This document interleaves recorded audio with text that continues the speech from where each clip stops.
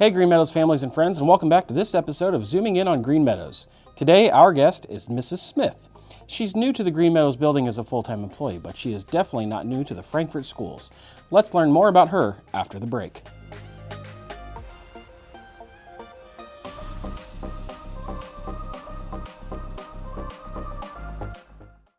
Well, hello Mrs. Smith. How are you this morning? I'm great. How are you today, Mr. Miller? I'm pretty good. I'm glad we could drag you in a little early this morning. Yeah. I know that 7 o'clock is not your usual arrival time, Oh. so we're glad to have you joining us in today.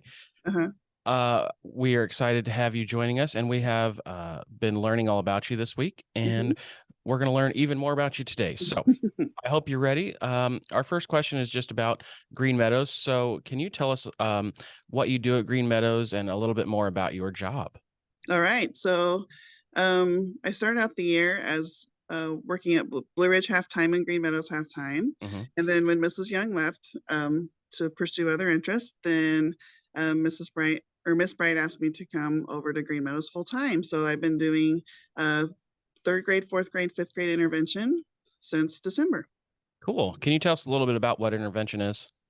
Yeah, it's just working with kids in small groups at their level. So we work on skills that the kids need in order to be more successful in the classroom.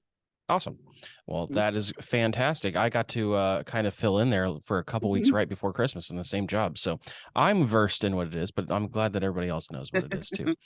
All right. So let's get into our fun questions. First one, I don't know if you're a Disney movie buff or not, but who is your all-time favorite Disney character and why?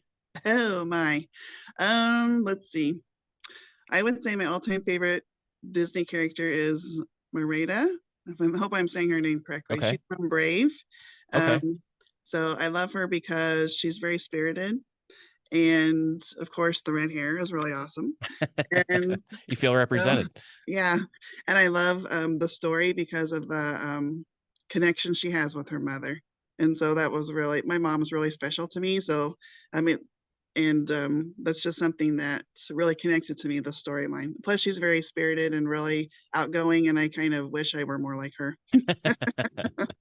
I like it. I think mine would probably be the genie from Aladdin. Yeah, I could see that for you. He's kind of all over the place and is, I just like he's got a funny joke for everything. And yeah, I just think he's a fun guy. So yeah.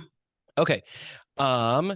We just heard Mrs. Smith's favorite Disney character is from the movie Brave. You know what you don't have to be brave to do? Subscribe to our channel. Click that button below and be sure to like our video while you're at it. If you could only use one word for the rest of your life, what word would you choose? Oh, that's a toughie. I know. One word for the rest of my life. I think perseverance. Perseverance. Yeah. Okay. Yeah, because you have to have perseverance to do pretty much anything, whether it's chores at home that you have to do that nobody wants to do. You have to persevere through that, and through work, personal things, relationships with people sometimes are difficult, so you can persevere through that as well. Very good. I've been reading a book called A Slider with my class in the afternoon at the end of the day. And the brother in the story has autism, and he only says okay. Oh. So if someone says his name, he'll say okay, and if someone asks him a question, he'll say okay. And I think after reading this that might be my word, because based on your inflection and tone, you could get your point across. Absolutely. You could say okay or okay, so I think I might be stealing that one from the book. Hey, I love that idea. I might be stealing yours now too. How about this one? We're going to switch over to food. What is the weirdest thing you have ever eaten? Okay, so totally not really excited about trying new foods. So I'm a little bit leery about that. I would say the weirdest thing that I've ever had were probably kale chips. Kale chips. Kale chip. Not my favorite. No, yeah, I have tried them before too. Yeah, we made them at home. We were on a health kick several years ago, and and we were like, oh yeah, we'll try these kale chips, and they are pretty much like air with Yeah. salt. Yeah. But it wasn't terrible, but that's pretty much the weirdest thing. I wish I were more excited about trying new foods because I think there's so many things that I'm probably missing out on, but that's just not my wheelhouse. And we were in Hawaii, I don't know, probably 10 years ago, and Mhm. we went to one of the luau's, and they have you try poi. Oh, Not something I'm going to eat ever again, but I did experience it and yeah. followed through, and it Is it was like a gray liquid, not good. Yeah. not good? Yeah. Was it a plant or an animal or a Hey, dessert? I think it might be a mix of both. I don't Oh, know. It was not something I would suggest, but if you're in okay. Hawaii, you have to do it just because of tradition. So, Right. okay. I know because I know you personally, you have Hmm. spent a considerable amount of time listening to middle and school and high school bands. Yes. Yeah, for sure. Out of all of the instruments, which Uh-huh. one has the funniest sound? um, I would say there are some percussion instruments definitely have some of the funniest sounds Mm-hmm. because I didn't know. Like for example, there's a instrument that makes that sound when like with some of the Christmas songs where it sounds like you're cracking the whip on the horses, Uh-huh. like for Jingle Bells. So that I was like, wow, there's an instrument that does that. So I had no idea. I don't know what I thought it really was, but that's not what I thought. And then so my daughter is in the Purdue concert band. She's actually in orchestra, and she's playing in the percussion. And last night we were just talking about her parts for the coming up performance, and Mm-hmm. she has to play a bass drum with a cymbal on the side. So she's got to play the drum and the cymbal at the same time, and then she has to play another instrument that's I forget what it was. Oh, the triangle, and Uh-huh. some other things all at the same time. So she's going to be pretty like an octopus at that performance. But I would say some of the percussion instruments, like the twangy sounds and those kind of things, Yeah. actually come from an instrument, which I had no idea. My sister-in-law is a percussion instructor in Southern Indiana for high Oh, school. fun. Yeah. For Christmas, she wanted different styles of beaters for the triangle because they Oh, all make a different tone.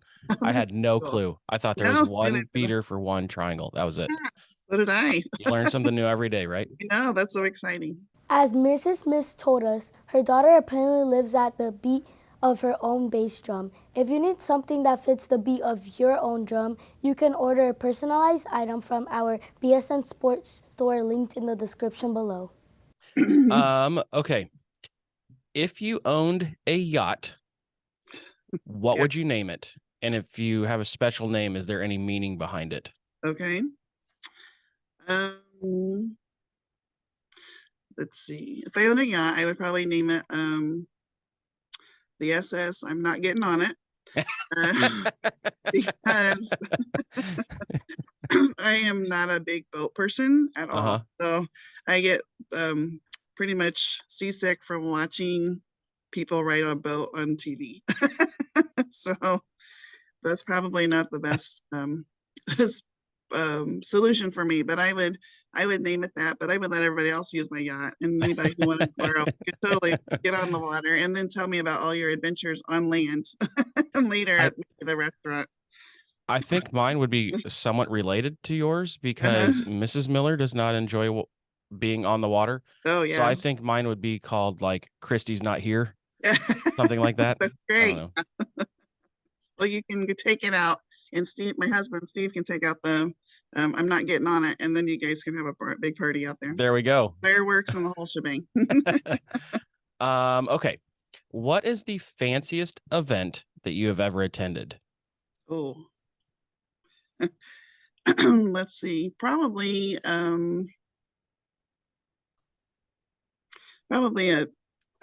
like a formal dance at like the college that I Oh, attended at okay. Purdue. Yeah, so we just kind of like a formal dance, but it was pretty much like the prom, so it wasn't too exciting. But we're pretty much hometown people. Don't get out and do a whole lot of really exciting like woohoo fancy things. But I would say that was probably my because I got to wear a dress and then like high heels and that kind of stuff, which I Yeah, never.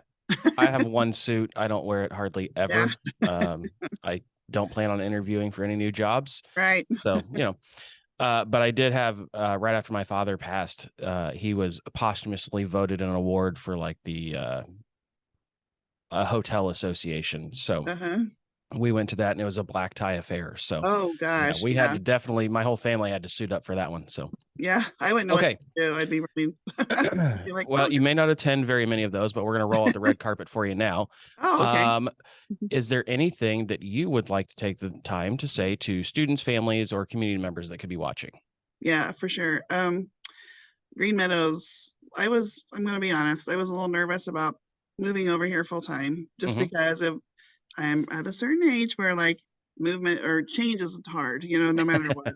Yeah. And I think, and change has always been kind of hard for me as anyway. But moving over here has probably been one of the best things I've done in a long time. The students have been phenomenal. They're a lot of fun. I go home feeling really good every night about the kids that I've worked with and some of the not just the progress that they're making, but the relationships that we're building. They're welcoming. Like the staff over here has been fantastic about making sure I felt comfortable and including me in different activities and ideas and conversations that are really important to have when you're working in intervention. It's important to have a good conversation with teachers as well, that it's not just one-sided. It's definitely it takes a village kind of situation. So excuse me, I would say don't be afraid to make that change because it might be one of the best ones you've ever done. I like it. What a great piece of advice to end our interview with. Thank you for joining us this morning. I don't know what time you normally arrive, but you might even have some extra time to prep this morning. So I do have extra time. We're glad that you were able to join us, and we'll look forward to seeing who we have for next week. All right. Thank you so much for including me in this. You're very welcome. Thank you, Mrs. Smith. Have a great day. You too.